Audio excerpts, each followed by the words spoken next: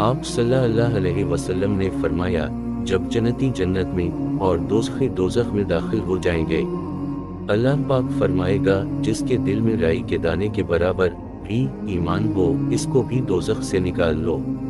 تب ایسے لوگ دوزخ سے نکال لیے جائیں گے اور وہ جل کر کوئلے کی طرح سیاہ ہو چکے ہوں گے، پھر زندگی کی نہر میں یا بارش کے پانی میں ڈالے جائیں گے۔ یہاں راوی کو شک ہو گیا ہے کہ اوپر کے راوی نے کون سا لفظ استعمال کیا۔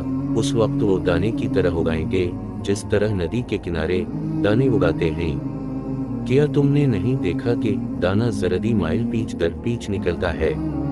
وحید نے کہا کہ ہم سے امرو نے ہیا کی بجائے حیات اور خردل من ایمان کی بجائے خردل من خیر کا لفظ بیان کیا۔